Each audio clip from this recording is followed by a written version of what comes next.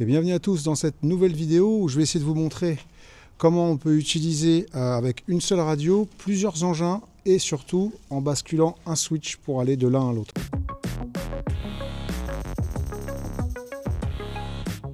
Alors tout d'abord pour ça il faut une radio sous Ethos, donc moi j'utilise ma Tandem XE. Alors on paramètre ça à l'aide de fonctions spéciales.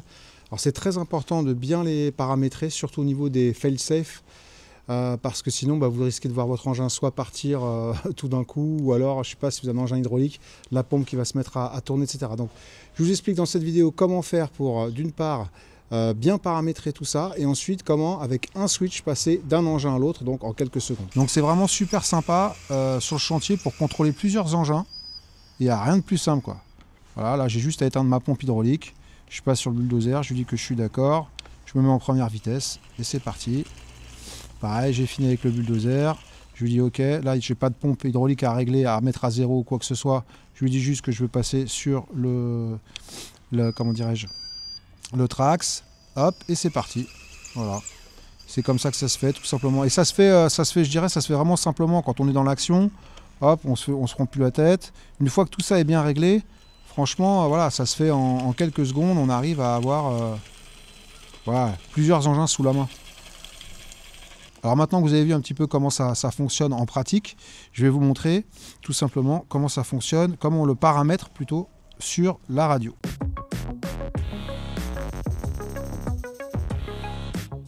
Donc la première chose à faire, c'est de configurer les fail-safe. Alors les fail-safe, à quoi ça sert? En fait, on va dire à l'engin qu'est-ce qui doit se passer, qu'est-ce qui va se passer si jamais on a une perte de connexion entre le récepteur et la radio. D'accord? Nous, on a besoin qu'en général, on a besoin que l'engin s'arrête. Hein, on veut qu'il s'arrête de rouler, qu'il s'arrête de tourner, que la pompe hydraulique s'arrête, je ne sais pas quoi, en tout cas que la benne s'arrête, etc. Si jamais on a une perte de connexion. Et là, en l'occurrence, ça va nous servir à dire, quand on passe d'un engin à l'autre, dans quel état doit se trouver l'engin qu'on quitte et dans quel état doit se trouver l'engin qu'on va récupérer. Alors, donc, ce qu'on va faire, c'est qu'on va aller paramétrer les fail-safe. Pour ça, il faut le faire pour chaque engin. Hein. Pour ça, on va aller pour chaque engin dans RF System, donc c'est là où on a appairé entre guillemets notre récepteur avec notre radio. Donc là je suis sur la chargeuse, il y a 2 X8R, donc il y a 16 canaux en tout. Les fail-safe c'est ici, d'accord. Et donc là si vous regardez bien, moi j'ai dit que en cas de perte de connexion, je veux qu'il y ait un système, donc il n'y a pas de... Alors je sais pas, il faudrait que je la passe en anglais. Je vais essayer de la passer en français, ma radio. Attendez, bougez pas. Donc pour ça, je vous montre comment la passer en français. De mémoire, c'est dans... Oups, c'est dans système ici. Alors je crois que c'est dans général, voilà. Langage, je la passe en français, ça se fait instantanément. Et donc les fail-safe, ça s'appelle fail-safe. Et donc la configuration qu'il faut utiliser, c'est aucun signal. C'est-à-dire que si jamais... comment dirais-je, j'ai une perte de connexion où je vais passer d'un modèle à l'autre, dans notre cas, je veux qu'il n'y ait aucun signal. D'accord? C'est-à-dire que tout doit s'arrêter, tout doit se couper. Donc première chose à faire, pour chaque engin, vous devez paramétrer vos fail-safe sur aucun signal.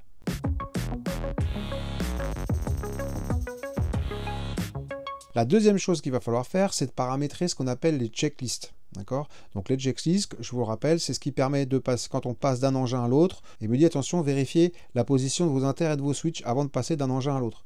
Donc dans ma checklist, par exemple, j'avais indiqué pour mon... Parce que là je vais passer sur le... Je vous montre vite fait, je vais passer sur le bulldozer. Dans ma checklist, j'avais indiqué que je voulais que je sois en première vitesse. Donc la première vitesse, c'est ce bouton-là. Je ne sais pas si vous voyez, il est allumé en rouge ici. Je clique dessus et j'accède à mon modèle. D'accord?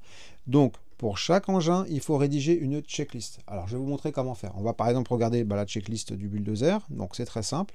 Vous allez dans le petit avion et ensuite, vous avez un item checklist. D'accord? Donc, moi, pour mon bulldozer, donc ce n'est pas un engin hydraulique. Hein, je n'ai pas de pompe hydraulique qui fonctionne dessus. Première chose, je veux que les fail-safe soient opérationnels, c'est-à-dire qu'ils aient été définis. D'accord? Donc là, c'est fail-safe on. Là où ça devient intéressant, c'est que je veux, par exemple, que... donc là, c'est les inters. D'accord? Donc S1, S2, etc. Donc là, je veux, par exemple, que le S1, il soit au milieu. Le S2, c'est un bouton, c'est une molette. Vous voyez, c'est une molette comme ça. Donc ça, je veux qu'il soit, entre guillemets, inactif, hein, comme c'est marqué ici. D'accord? Donc la plupart de mes, comment dirais-je, de mes switches, là je veux qu'ils soient soit en milieu, soit en inactif, d'accord? Très bien. Après vous avez aussi, bon là c'est mon bouton en haut à gauche, mon bouton à droite sur les boutons pressoirs là, d'accord? Donc tout ça vous le paramétrez comme vous avez besoin pour votre engin. Donc moi là mon bulldozer, je veux que tout soit entre guillemets au neutre, qu'il n'y ait aucun switch d'actif ou inter d'actif. Après, au niveau des fonctions, alors c'est là où j'ai défini que je voulais que ma fonction 1, donc mon mode de vol entre guillemets 1, donc ce bouton-là, je veux qu'il soit sur on. Parce que je veux que quand je démarre l'engin, je veux être en première vitesse, donc la petite vitesse, la vitesse la plus lente, d'accord? Même chose pour les potards et les curseurs. Alors là, comment dirais-je, je n'ai rien demandé, d'accord? Mais vous allez voir que sur d'autres engins, j'ai des spécificités, notamment parce que c'est avec ces trucs-là que je paramètre la puissance de la pompe hydraulique ou des choses comme ça. Donc là, sur mon bulldozer, la checklist, entre guillemets, elle est très simple, d'accord? C'est que la seule chose que je veux, c'est que, et vous le voyez marqué ici, je veux absolument que le bouton, ce bouton-là soit actif. Et vous le voyez aussi ici, je veux que, alors vous le voyez peut-être là, je vous montre là, le S1, donc, je vous montre un petit peu ici, je veux que S1, S4, S3, S6, S7, S10 soit en position milieu. Pourquoi? Parce que tout d'abord, ces 4 boutons-là, 1, 2, 3, 4, c'est les boutons qui vont permettre de passer d'un modèle à l'autre. Là, en haut, j'ai le bulldozer, en bas, j'ai le trax, en haut, j'ai la chargeuse, ici, en haut, j'ai la pelleteuse, en bas, j'ai le tombereau, etc., etc. Donc, du coup, là, vous le voyez ici, que ma checklist, elle me dit que ce bouton doit être allumé, donc soit d'être activé, et mes boutons là, le 1, le 4, le 3, le 6, le 7 et le 8 doivent être en position milieu. Voilà les seules conditions de ma checklist pour cet engin, donc pour le bulldozer. Donc là, mes engins ne sont pas connectés, hein, je suis à la maison, au chaud, tranquille. Mais vous devez le faire pour chaque engin. Donc là, par exemple, on va s'amuser à passer de la chargeuse, ou alors on avait dit le trax, sur la vidéo c'était le trax. Ah oui, le trax c'est important parce que on a la fonction hydraulique. Donc le trax, il est où? Il est en bas. Il me dit que dans la checklist du trax, je dois avoir pareil, je dois avoir ce bouton qui est allumé. D'accord? Donc c'est très simple, hein, une fois de plus, chaque engin, on va vérifier les fail-safe et on va le faire tout de suite pour le trax. Donc on va dans système RF, mais mon fail-safe, il est programmé sur aucun signal. Et ensuite, donc on va aller éditer la checklist de notre modèle. Donc là, on va dans la checklist pour le trax. Alors là, c'est un petit peu plus, entre guillemets, il y a un peu plus de choses de rempli. Je ne sais pas si vous pouvez bien le voir ici. Tout d'abord, je lui dis que mes fail-safe doivent être activés, d'accord? Ensuite, on va aller dans les inters. Donc là, c'est simple, on lui demande que S1, S3, S4, S5, etc. soient en position milieu. D'accord? Ensuite, au niveau des inters, on va lui demander que donc celui-ci soit sur on. C'est le seul qui doit être actif. Et au niveau des curseurs ou des potards, on va lui dire que alors par exemple là c'est un bon exemple, vous voyez, parce qu'en fait ma pompe hydraulique est sur le potard en bas à gauche, donc c'est celui-ci, je vous montre. Donc d'accord, ça c'est mon potard en bas à gauche et c'est celui qui me pilote la pompe hydraulique du trax. Ok, donc là je lui demande que quand je vais prendre la main sur l'engin, il faut que ce potard en bas à gauche il soit inférieur à 0%, donc en gros, où il soit égal à 0%, donc je dois le mettre sur 0. S'il n'est pas sur 0, je vais vous faire une démonstration après. S'il n'est pas sur 0, je ne peux pas prendre la main sur l'engin, sauf à forcer la prise en main. D'accord? Donc là, c'était intéressant de voir que pour un engin hydraulique, vu que j'ai ma pompe qui est sur ce potard-là, je lui ai demandé que quand je prenne la main, la pompe soit sur 0. Donc voilà ce qu'il faut noter. Donc deux choses indispensables sur cet engin. Alors première chose, il faut que je sois donc en petite vitesse, donc au niveau de la propulsion. Et ensuite, j'ai besoin que mon potard soit à 0. D'accord? Et donc là, je vais passer donc sur le trax en ayant bien fait attention d'avoir mis mon potard donc pour le moteur hydraulique. Donc je l'ai mis au-delà, là c'est 0, ici il est à 0, hein, donc là il est à moins 100, là il est à 0. Et là, il va être à plus quelque chose, d'accord? Donc je vais le mettre à plus quelque chose. Et là, quand je vais vouloir passer donc sur le trax, qu'est-ce qu'il me dit? Il me dit attention, alerte. Premièrement, tu n'es pas dans la bonne vitesse, donc je me mets dans la bonne vitesse. Et deuxièmement, là, vous voyez, il y a un petit point rouge ici sur le potard, parce qu'en fait, je ne suis pas... Il n'est pas OK. Et quand je vais passer à 0 ou en dessous de 0, hop, ça y est. Et là, il me donne la main directement. Et donc là, je prends la main sur mon engin. Et la pompe hydraulique n'est pas démarrée. D'accord? Donc après, bah, pour démarrer la pompe, c'est comme si je démarrais l'engin. Voilà, je démarre la pompe et ensuite, eh ben, voilà, je peux travailler avec l'engin.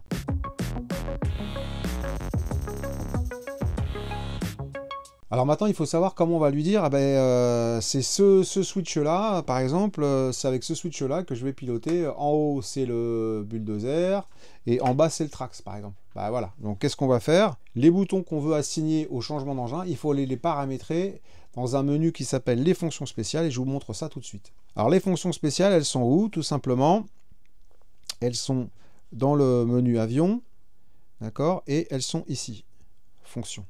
Et là, si vous regardez bien, par exemple, on va prendre pour passer du... Là, je suis sur le D6, on va passer sur le Trax.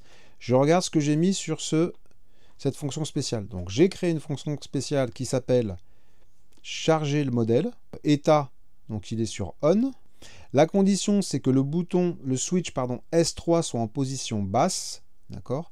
Donc S3, là, vous appuyez, vous faites directement, vous appuyez sur le bouton du bas, le bouton que vous voulez assigner.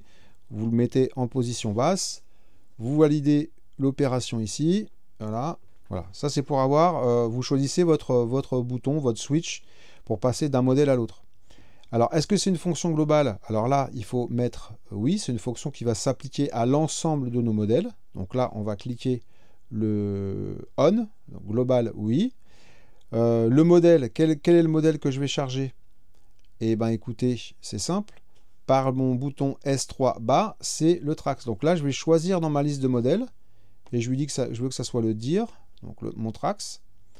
Confirmation. Alors ça, c'est intéressant, c'est une espèce de sécurité supplémentaire.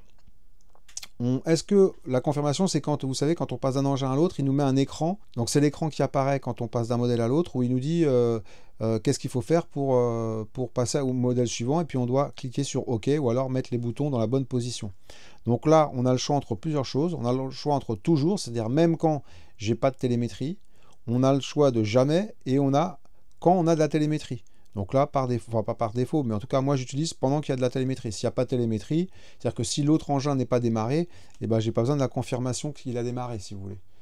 Voilà, donc une fois que vous avez fait ça, vous revenez, il est chargé, et là, on va voir, par exemple, on va prendre le D6, on va regarder comment c'était foutu pour le D6.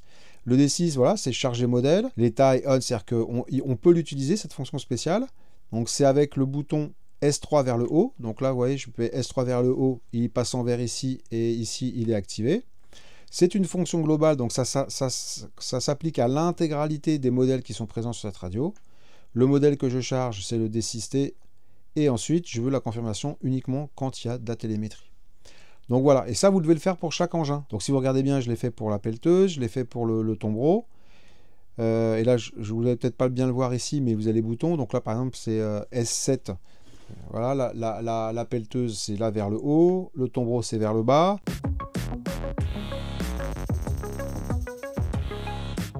Donc voilà un petit peu comment ça se passe pour passer d'un engin à l'autre. Donc comme je disais, c'est pas très compliqué à paramétrer, il y a vraiment juste quelques étapes. La première étape, c'est d'être sûr qu'on ait paramétré les fail-safe sur son engin. La deuxième étape, c'est de configurer une checklist pour chaque engin. Et enfin la troisième et dernière étape, qui est celle de se dire comment on va activer les modes, avec quel switch, et bien penser à faire en sorte que ce sont des fonctions spéciales qui vont être globales, donc qui vont s'appliquer à l'ensemble des engins qui sont présents sur la radio. Ça marche très très bien, ça marche surtout super bien pour les engins hydrauliques. Parce que le problème que j'avais avec OpenTX et HTX, c'est que souvent la pompe elle se mettait en route toute seule, ou alors quand je coupais l'engin, la pompe se mettait en route alors que j'avais configuré les fail-safe. Donc là je vous montre rapidement comment ça se passe entre guillemets en temps réel quand je suis en train de travailler avec les engins. Voilà, je vais passer d'un engin à l'autre, je vais passer sur le bull, je fais ça, première vitesse, hop, et ça y est, je prends les commandes du bulldozer. Hop, je fais ça pour le truc, je vérifie que c'est bon, j'ai pas d'alerte au niveau de la pompe hydraulique, je me mets en première vitesse et ça y est, tout ça c'est bon. Donc vous voyez, c'est vraiment simple, c'est très bien foutu, super bien implémenté, ça marche très bien, j'ai pas eu de problème jusqu'à présent, Et franchement, c'est en quelques actions de programmation que ça fonctionne. Donc voilà, j'espère que ça vous a plu. Vidéo très simple, que j'essaie de faire assez courte, et cette fois-ci avec des conditions visuelles un peu plus sympas que ce que je vous ai fait la dernière fois, où je me suis rendu compte qu'on ne voyait pas très bien l'écran, donc j'en suis désolé. Dorénavant, toutes mes vidéos sont sous Ethos, on va les faire dans cette configuration-là. Alors vous avez des reflets, hein, je suis désolé, voilà, j'ai essayé de les éliminer, mais malheureusement j'ai pas pu. En tout cas, je vous remercie beaucoup. N'hésitez pas à vous abonner à la chaîne si vous voulez voir d'autres contenus et être au courant des futurs contenus, notamment les contenus sous Ethos. Et puis voilà, un petit like sur la vidéo, c'est cool. Et puis si vous avez des questions, toujours pareil, dans les commentaires, j'essaye de répondre au plus vite. Sachez que j'essaye de ne pas répondre en privé, donc mettez les commentaires dans la vidéo. Je souhaite soit répondre sur Facebook ou soit répondre directement sur les commentaires de la chaîne, parce que quand on part en privé, d'abord c'est pas très sympa pour les autres, parce que souvent c'est des questions qui peuvent intéresser d'autres utilisateurs, et ensuite moi ça me demande de faire des fois de répéter 2 ou 3 fois la même chose, parce qu'en fait vous me posez la même question mais soit par mail, soit en message privé sur ma chaîne Facebook, et c'est un petit peu dommage. Donc voilà, je privilégie les réponses de manière publique.